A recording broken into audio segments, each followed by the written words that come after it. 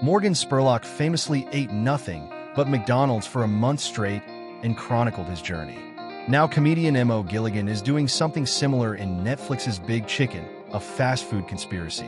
So grab your wings, let's chow down.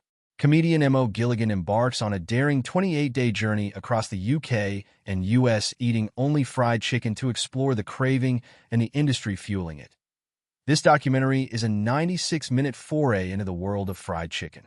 And while some health aspects are examined as a comedian eats just nothing but fried chicken for a month, the majority of the story focuses on the actual chicken industry, looking at fast food chains, the science and marketing behind the delicious birds, and then the suppliers who procure and oftentimes produce the fattened fryers.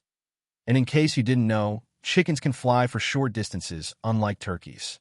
Just ask Les Ness Man.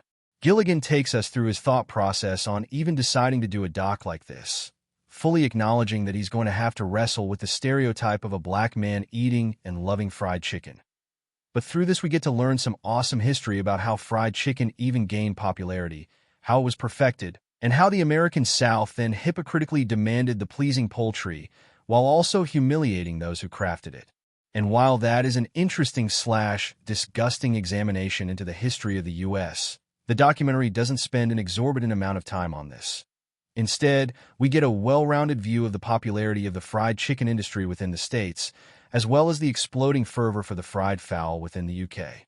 From an economic standpoint, this is an intriguing story all on its own. Gilligan details out how few fast food chicken joints there are within the UK, and then how many are waiting in the wings to be opened. Not only does it showcase the vacuum that exists in a country that's mostly devoid of the American obesity chains, but also how much profit those expansions stand to create for the Colonel and all his similar minions. The story then deftly transitions to looking at how the demand for the fryers exponentially grows as a result of the expanding fast food establishments, creating this necessity for suppliers to pump out more and more product in shorter amounts of time. And this is where the science of growth comes into examination. And also the most distressing portion of the documentary. From a visual standpoint, we get to see how the chickens are housed, say that lightly. They're more packed so tightly into crap-filled spaces that they can't walk, and many times even go blind, just thanks to the voluminous amount of ammonia filling their environment.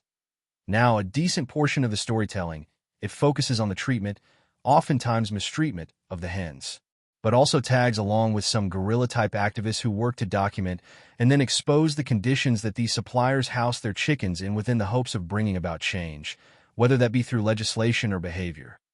Now, there's a bit of a cloak and dagger flair when the story follows these activists.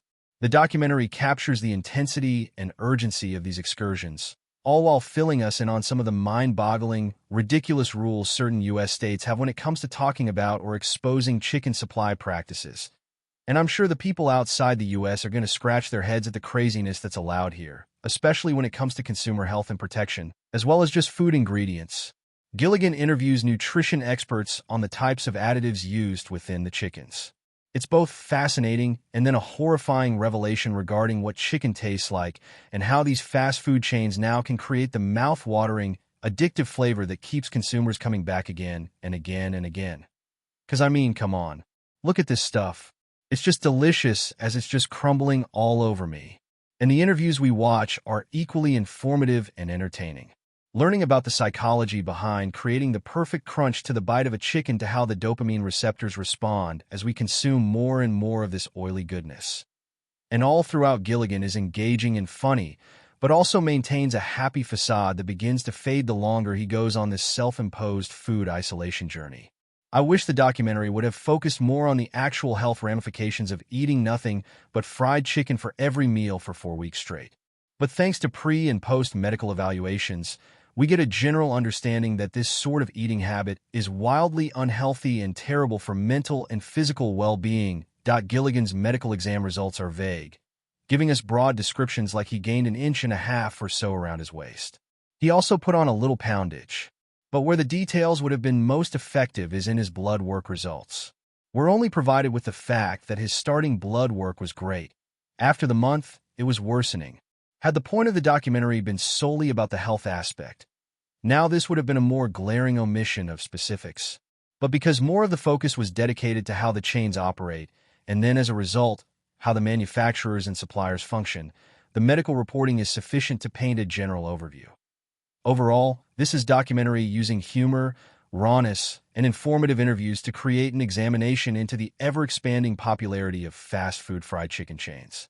The imagery can be disturbing, but also necessary to expose mistreatment and abuse that's heaped upon the animals, even if they're being raised for food purposes. Morgan is an enrapturing host, inviting us along on this somewhat insane quest while also educating and creating the munchies as he goes along. There's no sex or nudity, some profanity, and some violence in the form of animal cruelty. Now, as a reminder, I don't give couch ratings to documentaries, but I do recommend checking out Big Chicken, a fast food conspiracy on Netflix that I don't think it's as in-depth as Super Size Me, but it is worth the watch. Okay, original or extra crispy, which is the best? Let me know your preference in the comments below. If you enjoyed this review, please give it a like. Also, don't forget to share and subscribe. This is Stream Critique. Thanks for couching with me, that I can hear you getting fatter already.